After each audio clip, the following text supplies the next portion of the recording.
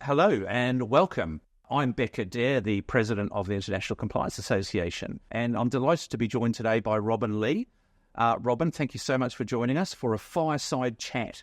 There is no fire. We're in Singapore today, so too warm for a fire, Robin, but it's a virtual fire. It's a conceptual fire. We're here today to discuss an amazingly important, interesting, fast-moving topic, AI. I'm so thrilled that, Robin, you've been working with the ICA. We're just about to launch a new certificate, a new qualification in AI, and I'm sure we'll talk about that as well. But this is a topic which is changing every aspect of our lives and will continue to grow in importance. So it's great to see you, and thanks for joining us. So, Robin, perhaps if we start off, maybe could you say a little bit about your background for the audience? That would be great. Sure. So my background, in a nutshell, comprises of my Silicon Valley. I was there for 6 years. Yeah. Then I went to Wall Street, where for 4 years I worked in the hedge fund industry as an analyst covering technology companies. And then for the past 13, 14 years or so, I've been involved in the compliance, financial crime space. Worked with alongside you at ICA for a bit. Did my own startup. That startup was acquired. Worked for what was Thomson Reuters and Refinitiv, now London Stock Exchange Group, where I ran the strategy for the Southeast Asia compliance practice. And then most recently, I did 3.5 years at a UK AI startup in the financial crime space, as well as now at Hawk AI, where I am the general manager APAC for our APAC business. The first question I've got for you, which is, you hear a lot, you can't move without the press coverage. We all see it in our daily lives, but what's your take on how AI is actually really shaping business today? It's becoming part and parcel of our daily lives. I mean, arguably, it has been for a while. Longer than we perhaps know. It just becomes more noticeable, right? We see ourselves doing less and less, if that makes sense, of the busy work. And so when we talk about the efficiency perspective, the term I've seen thrown around is replacing blood with code. Okay. and so, you know, if you look at, especially with the emergence of generative AI, right, ChatGPT and applications like that, that is becoming more of a reality, right? Yeah. In terms of, I guess, there'll be threats with this as well. I'm sure we'll talk about that, but also opportunities. So what's your take on both kind of the positives and the opportunities and the risks as well, in terms of moving AI more into industry, particularly obviously from our perspective that we both care a lot about, and it is compliance and financial crime. Well, how do you see those threats and opportunities there? So let me touch on the opportunities first. And if we take a look at the history of compliance, before even financial crime was a thing, right? It was a subsector of compliance. You know, the role of the compliance officer originated in 1986, right? And the original compliance officers, a lot of them I've met anyway, were salespeople that couldn't make their numbers. That's very true. Right? Yeah. And then it evolved to accountants and lawyers that didn't want to do accounting or legal work anymore, right? But because the regulations just started flowing in, and becoming more dense and intense, right? And then, and this is the key part here, it became more of an operational risk practice, because as compliance teams got bigger and bigger and bigger, you know, you have to operationalize that whole thing. I mean, if you look at a lot of the tier one banks, you can have, you know, tens, maybe hundreds of thousands of compliance officers in some cases, right? Yeah.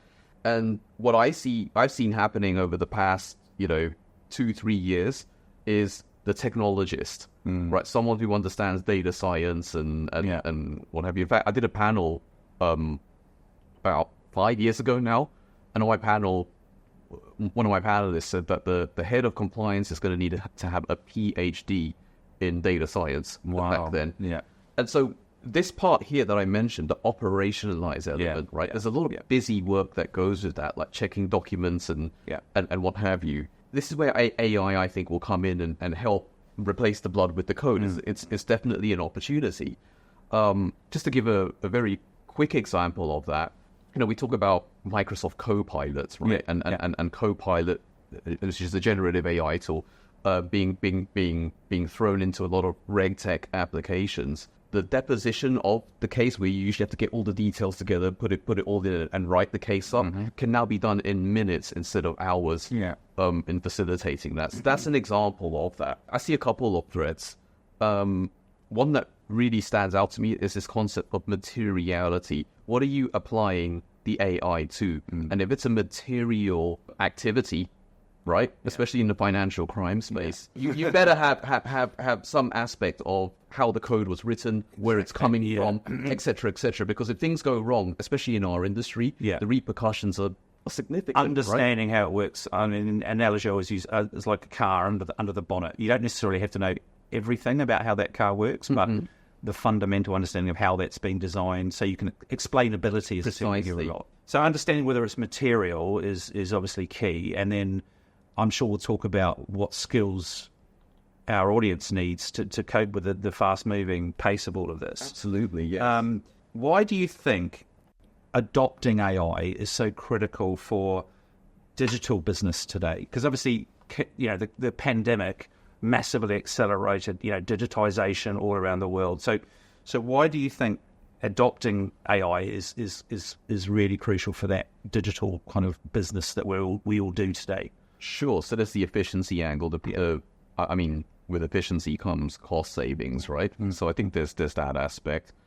I think that there's the user experience angle as well, right? People today expect convenience, right? Yeah, it's got to be quick. It's got to be quick. It's got to happen, right? If there's any delay in that, you're ruining the customer experience. Why might someone want to study the ICA Certificate in AI? Well, I think AI is definitely already part and parcel of our working lives, especially in the industry that we're in right now. Yeah. And I think it'd only be right if, as practitioners, we upskill ourselves and bring ourselves up to par with the technology, so that we have a good understanding of how to apply it to our day-to-days. What are the key elements of AI that people are going to grasp when they do the program, Robin? First and foremost, to get an understanding of what AI is, then to get an understanding of what ethics is, so we level set on that front. Then we look at the applications and what this all means. And last but by no means least, we have an intense razor-sharp focus that comes with all of this on the practical aspects. Right, so how it's actually being applied in reality. Yes, sir. Great. Yes, sir. Stuff. Great. So who do you think would get the most value out of doing this new ICA qualification certificate in AI, Robert? When we sat down with ICA and decided we were going to do this course, we wanted to make it as accessible to as many people as possible. Yeah. And the way in which we've designed it from a user experience perspective, anyone can come in and take this. So, and that coupled with the fact that AI is as we mentioned before, right, going to affect everyone's lives, and it's going to be part and parcel of their day-to-days. I think as a result of that, just like you have AML courses, anti-bribery and corruption courses, etc., that are essential, not even essential, but mandatory. Yes. I think this will eventually sit there as well. Yeah. So basically, everyone in the business needs to engage with this. Yes. So it's been designed to be a broad spectrum of suitability. Yeah. Great. What about? I guess we the course is going to be hot off the press. It's going to be shiny and new. And we were just talking before we started recording about the fact we're going to need to constantly update it. So because things are moving so quickly. So what for you are the recent kind of seismic developments, breakthroughs in terms of AI that really excited you? What do you see that's really just happening recently that makes potentially big changes coming? Sure. So I'll start off by saying that AI has actually been around since the 50s. Okay, so it's a very general topic, and what will happen is every now and again a new strand of AI will emerge, or a new technique within AI will emerge. Yeah. There'll be tons of funding put into that industry, tons of backing, etc. It will get hyped up. The technology will peak out at a certain point and then crash, and we'll have what we call an AI winter, right? Right. And we've had two significant versions of that to date. But the latest drive of AI mainly comes from machine learning, deep learning, and more recently generative AI. So I think those, especially generative AI, we've all seen what that Chat GPT could do, right? Yeah. So I think that's a significant movement in that space that that is exciting. However, what I think people haven't fully come to terms with is the fact that on the hardware side, specifically on the chip side, and this is where the Wall Street experience comes in useful. The advancements that have been made with GPU technology, specifically to artificial intelligence, is equally exciting. We've all seen Terminator. You know, we don't want to go there, do we? We don't want a post-apocalyptic wasteland out looking out the window with robots destroying us and hunting for us and all that. We don't want to go there, Robin, do we? No, we don't. We don't want to go there. But what are the limitations of where we can go with AI? Where do the barriers actually stop? There's a lot of hype in this space. So where are those limitations at the moment? So it's funny that you mentioned Terminator, right? Because a couple of times the tagline I've been associated with is it's RoboCop, not Terminator, right? And if you look at the original 1987 RoboCop movie, yes, classic. Not the new remake, which rubbish, is terrible. Yeah. The tagline was part man, part machine, all cop, right? And for financial crime fighters, in particular, right? I think that holds tremendous weight and relevance, right? It's definitely, you can never replace that human aspect. And look, the regulators don't want you to replace that human aspect, right? So I think there's a line, right? And I don't think it's possible to cross that. Yeah, humans are always going to be involved in the space around compliance, financial crime, just in maybe a slightly different capacity. Exactly. What about misconceptions then? What do you think people get wrong? What misconceptions are there out there around AI? This concept is called the singularity, and that is where artificial intelligence, technology, etc., becomes, so relevant that humans become irrelevant.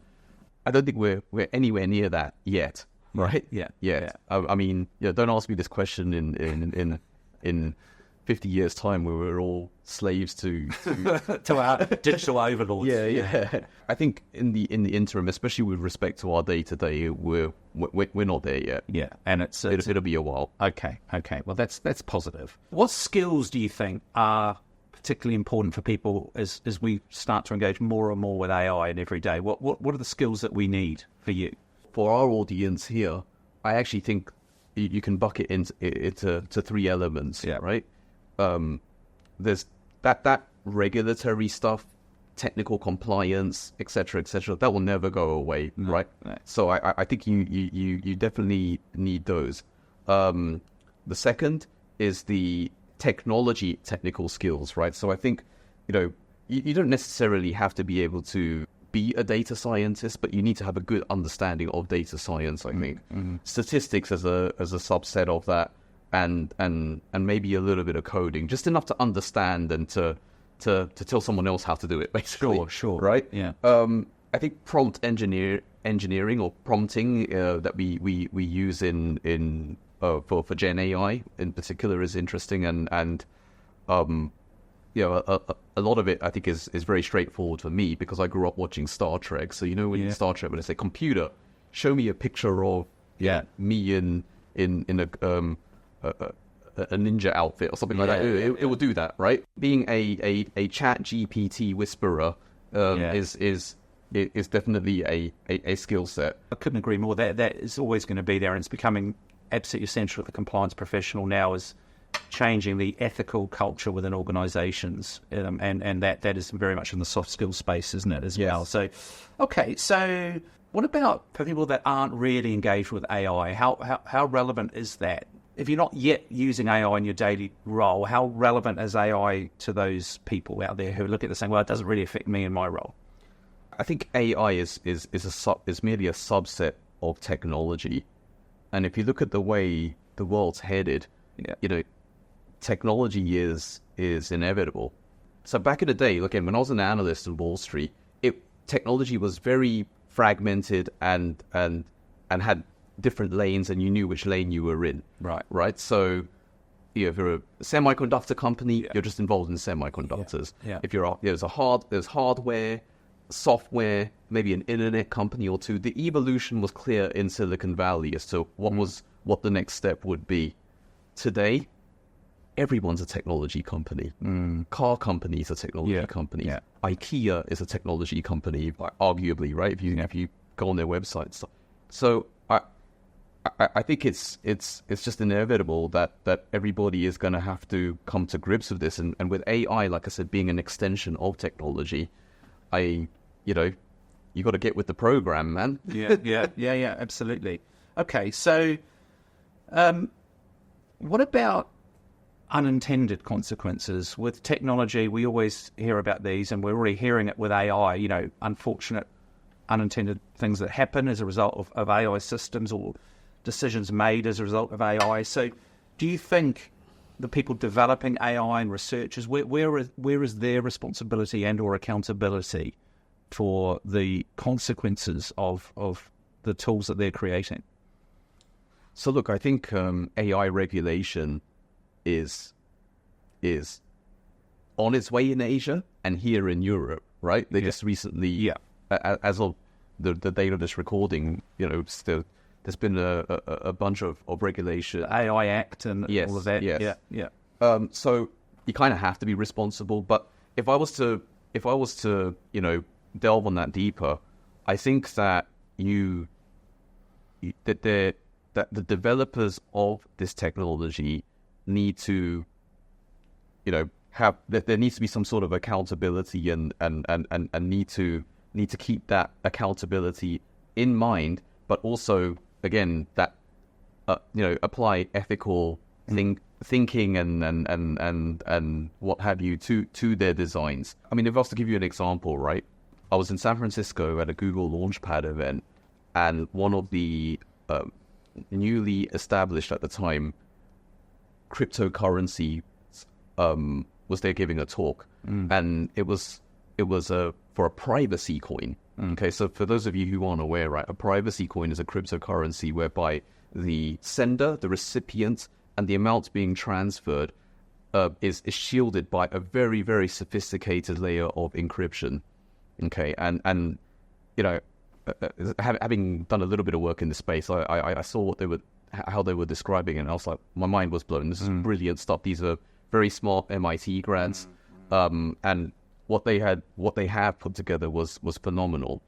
And I put my hand up and I was like, wow, this is great stuff. But you're going to be you're essentially going to be highly leveraged by the bad guys, right? Terrorists, money launderers, etc., right? And the guy's response to me was like, yeah, but Robin, I can create a knife and stab someone with that, and that's equally as dangerous. But this is a bit like the NRA's argument, though, isn't it? With guns don't kill people, humans kill people. But yeah. And I was like, but you're developing this specifically to hide, to mask these transactions and senders and recipients, right? You're going to get in big time trouble for this, and they just completely overlook that. So that's the kind of behavior I don't think that we should be seeing in our industry, right? Yeah.